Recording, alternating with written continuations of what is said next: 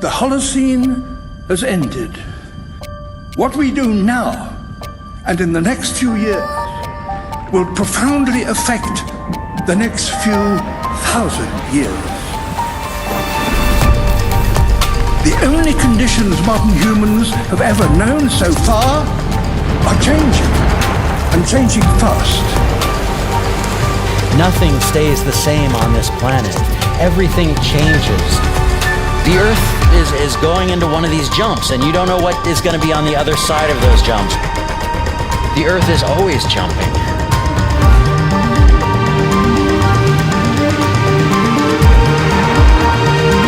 Things move on this planet. Things are not still. Everything is turning.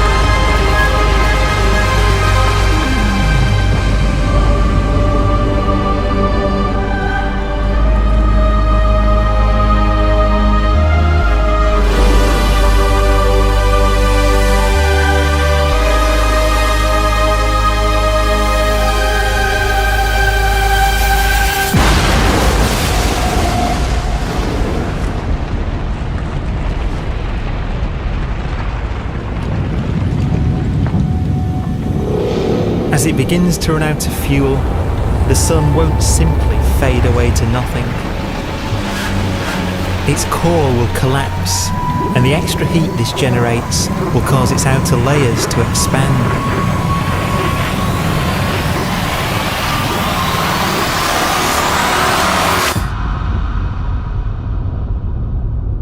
The sun is now dead. Its remains slowly cooling in the freezing temperatures of deep space.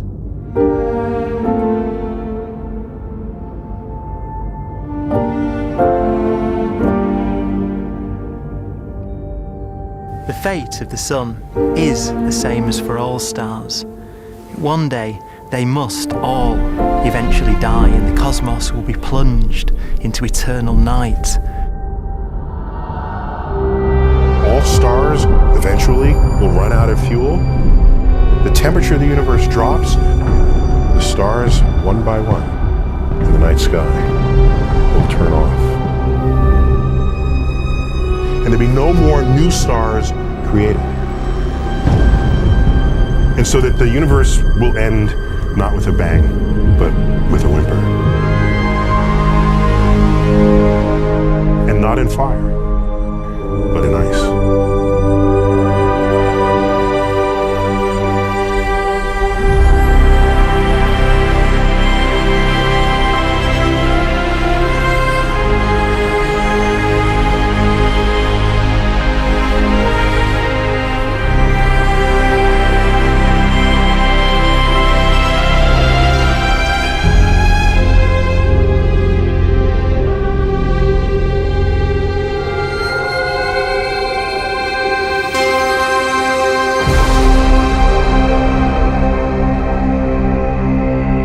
With no fuel left to burn, a white dwarf's faint glow comes from the last residual heat from its extinguished furnace.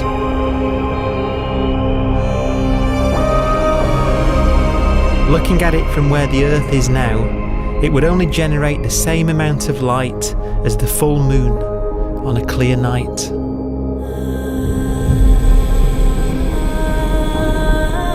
The faint glow of white dwarfs will provide the only illumination in a dark and empty void littered with dead stars and black holes.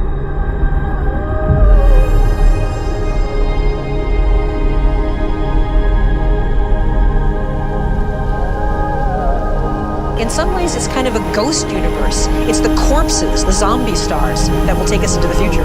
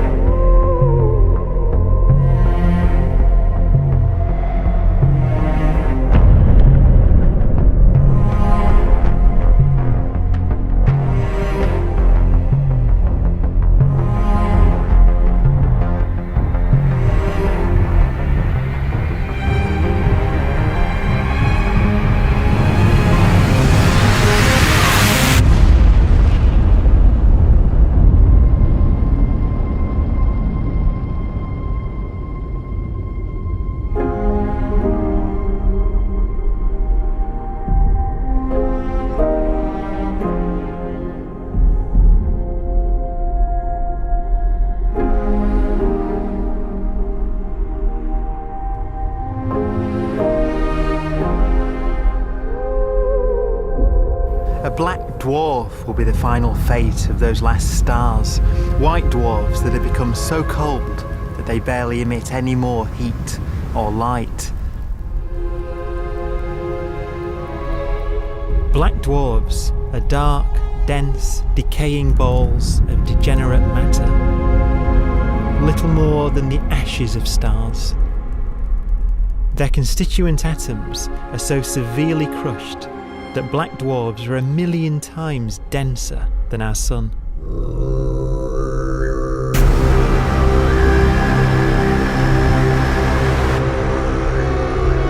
Stars take so long to reach this point, we believe there are currently no black dwarfs in the universe.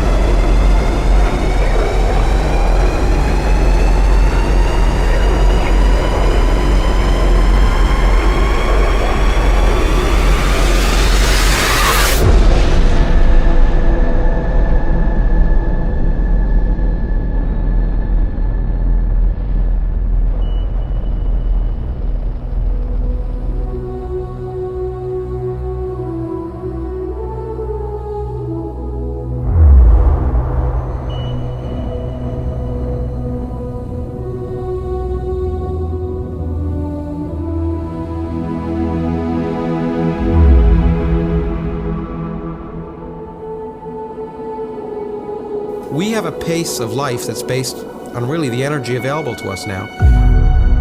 You could imagine living conscious systems which have a very different pace and therefore can extend out at least a lot farther than you'd imagine otherwise.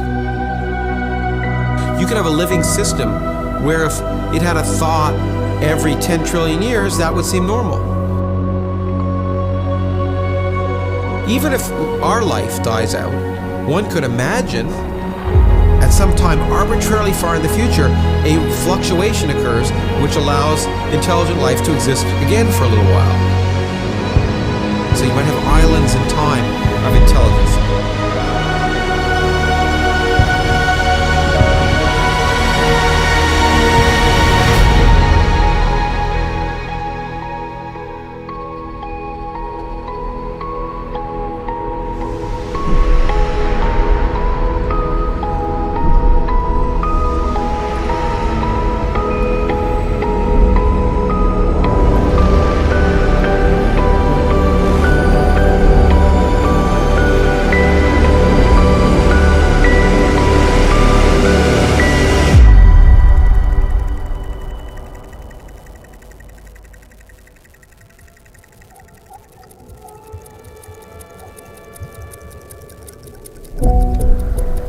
proton, one of the fundamental building blocks of atomic matter, of what makes us up, can just spontaneously fall apart.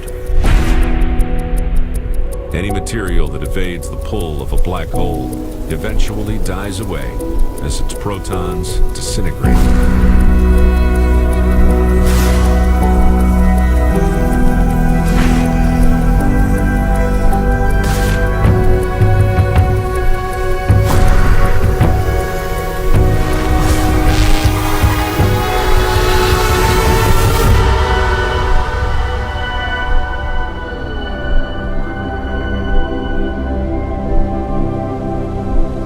The matter inside black dwarfs, the last matter in the universe, will eventually evaporate away and be carried off into the void as radiation, leaving absolutely nothing behind.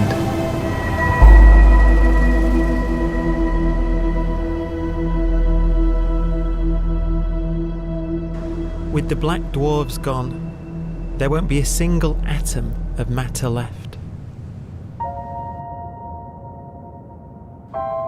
All that will remain of our once rich cosmos will be particles of light and black holes.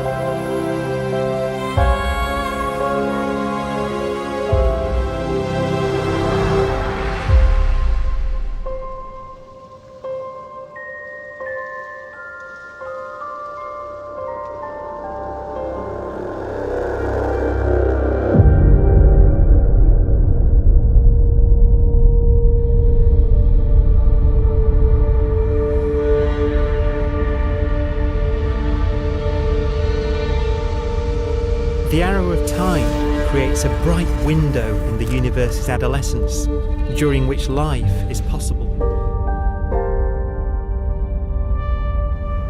But it's a window that doesn't stay open for long.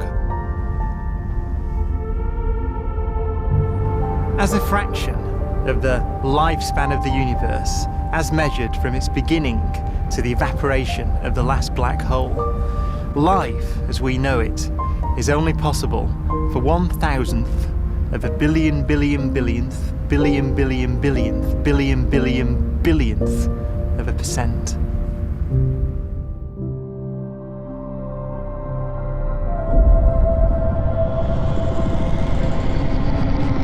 Black holes become the fundamental building block of the universe. A galaxy will basically be a supermassive black hole in a center with smaller black holes orbiting it.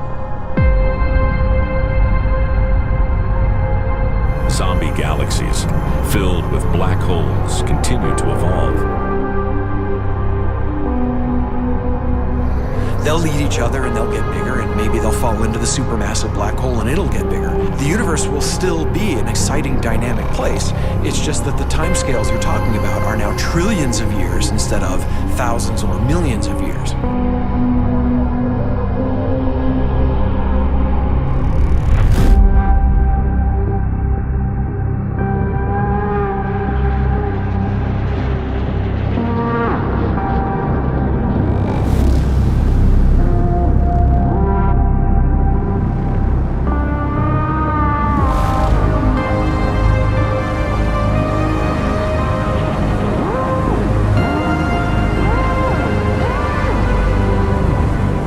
Black holes can bang on space-time like mallets on a drum.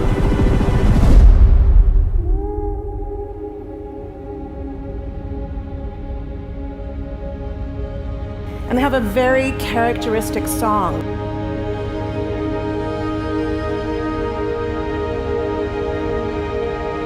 Imagine two black holes that have lived a long life together. At the end of their lives, they're going around each other, crossing thousands of kilometers in a fraction of a second. As they do so, they leave behind in their wake a ringing of space, an actual wave on space-time.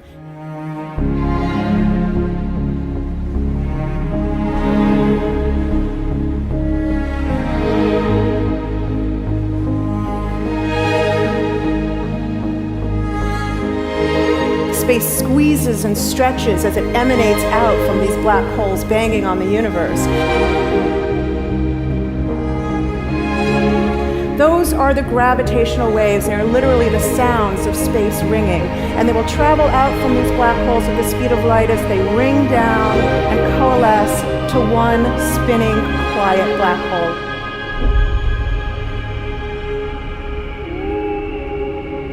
If you were standing near enough, your ear would resonate with the squeezing and stretching of space. You would literally hear the sound.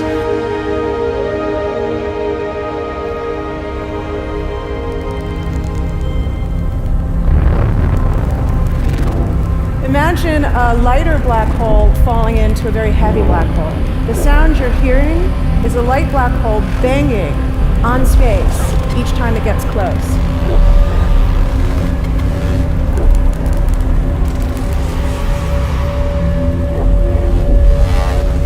As it falls in, it gets faster and it gets louder.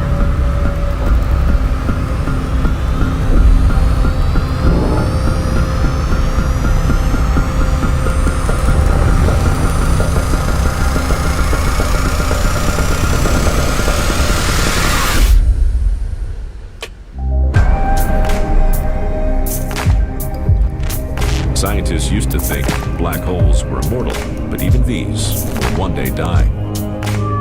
Now we're talking about timescales of unimaginable length, quadrillions of years into the future. On that timescale, even the black holes begin to evaporate.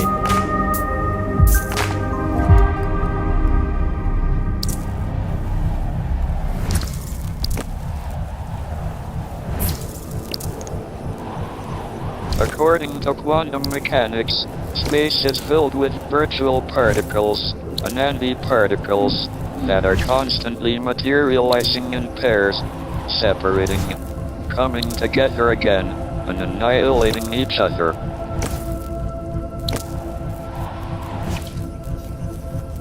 In the presence of a black hole, one member of a pair of virtual particles may fall into the hole, leaving the other member without a partner with which to annihilate. The forsaken particle appears to be radiation emitted by the black hole. And so, black holes are not eternal. They evaporate away at an increasing rate until they vanish in a gigantic explosion.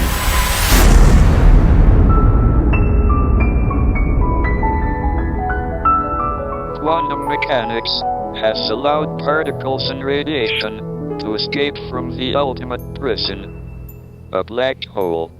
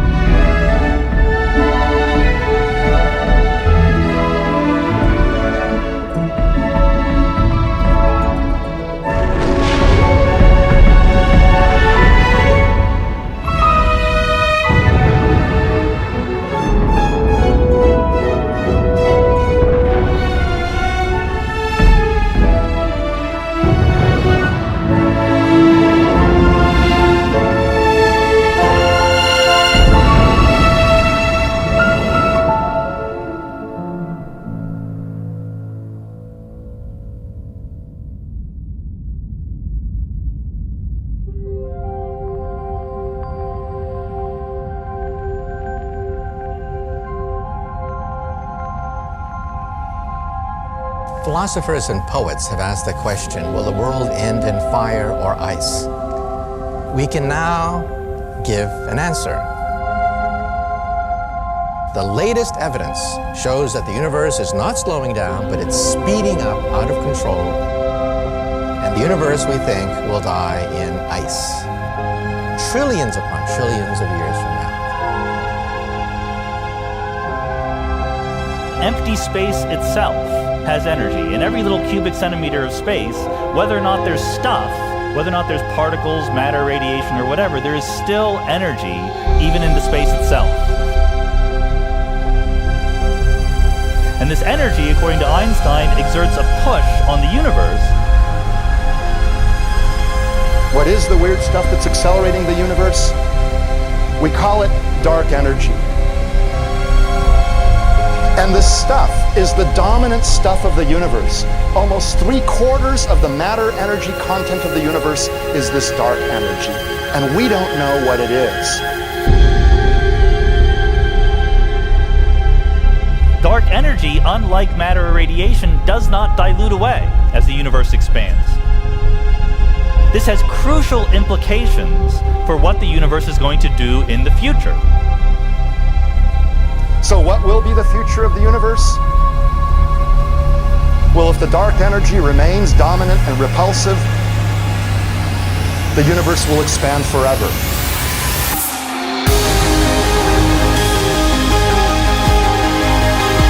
Faster and faster and faster with time. A runaway universe.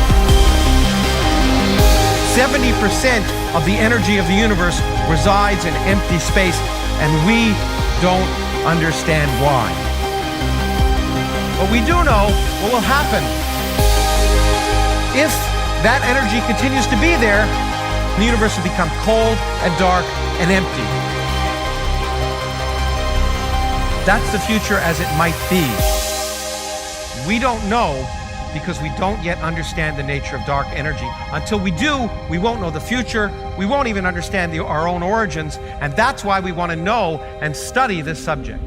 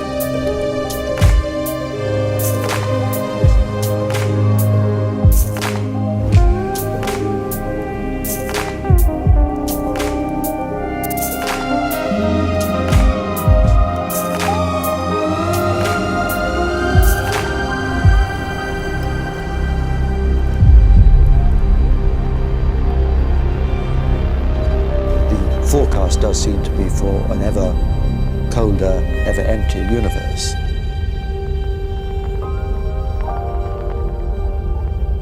But then, of course, we have to ask, could that end lead to a new beginning? And there are ideas whereby what actually is the end of our universe could in some sense be linked to the beginning of a new one.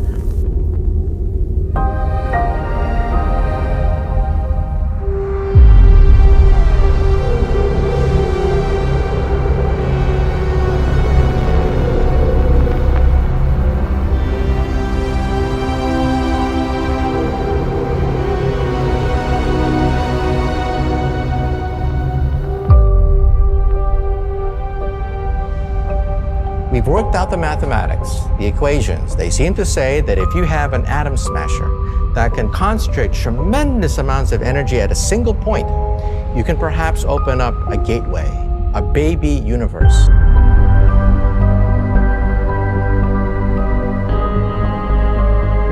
Facing the death of everything there is, this perhaps is their only possibility of escape.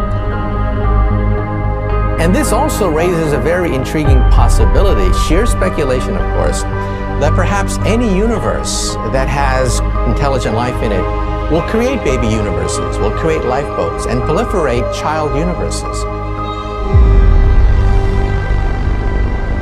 So an evolution may take among universes in the multiverse. Survival of the fittest may take place.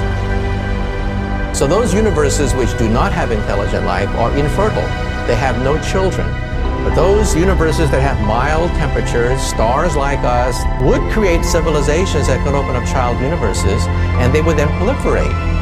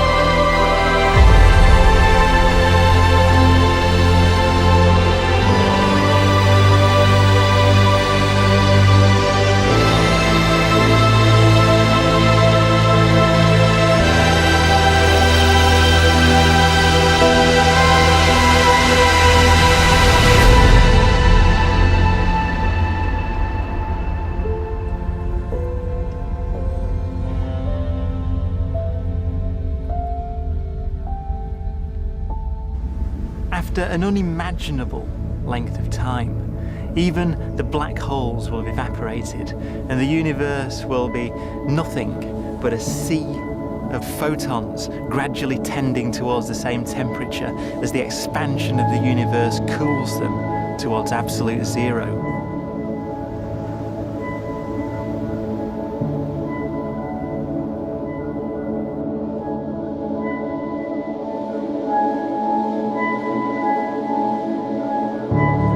Once the very last remnants of the very last stars have finally decayed away to nothing, and everything reaches the same temperature, the story of the universe finally comes to an end.